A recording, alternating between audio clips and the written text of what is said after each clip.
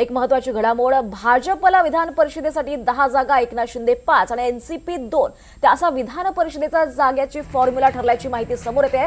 एकनाथ शिंदे यांनी दिल्लीतून आग्रही भूमिका घेतल्यामुळे भाजपला एक जागा कमी देण्याची वेळ आली अशी चर्चा आहे. भाजप मात्र अद्यापही 11 जागेवर आग्रही असल्याचं कळत आहे. पण दिल्लीतून शिवसेना 4 यासाठी भूमिका स्पष्ट झालेली आहे.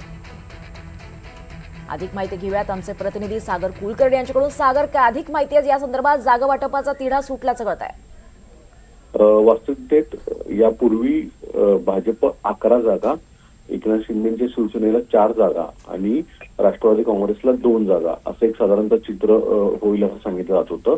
पण एकनाथ शिंदेची दिल्लीवारी कुठे ना कुठेतरी दबाव तंत्र वापरून एकनाथ शिंदेना जे हवंय तितकं त्यांनी जागा मिळवण्याचा प्रयत्न केलेला गेला दिसून येतोय.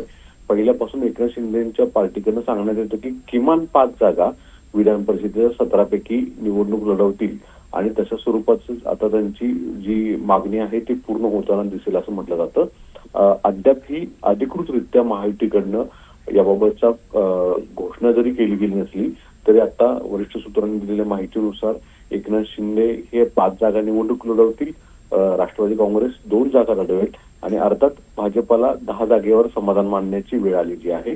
असं 17 जागांचा फॉर्म्युला राहील. या 5 जागांमध्ये शिंदेच्या पदरामध्ये नाशिक, यवतमाळ, ठाणे, त्यानंतर परभणी आणि छत्रपती संभाजीनगर अशा जागा असल्याची सुद्धा सूत्रांनी दिलेली माहिती आहे. अर्थात वारंवार मुख्यमंत्री सांगत होते की नाशिक आणि छत्रपती संभाजीनगरमध्ये एक जागा भाजपला मिळावी यासाठी प्रयत्नशील आहेत. पण एकनाथ शिंदेच्या आग्रहाखातीर दिल्ली भाजपच्या मध्यस्थीने कदाचित एकनाथ शिंदेच्याच मागणी पूर्ण होईल असं एक सांगितलं जातं. पुढच्या 24 तासामध्ये याबाबत अधिकृत फॉर्म्युलाची घोषणा देखील केली जाईल असं सांगितलं जातंय. पण तूर्तास तर जी माहिती उपलब्ध होती त्यानुसार एकनाथ शिंदे 5 जागांवर मिळण्याची शक्यता अधिक वर्तवली जाते. निश्चितच सागर, धन्यवाद या सविस्तर माहितीसाठी. तर विधान परिषदेच्या जागेसाठी महायुतीचा फॉर्म्युला हा ठरल्याची माहिती सूत्रांनी दिली. याची अधिकृत घोषणा मात्र झाली नाही आहे.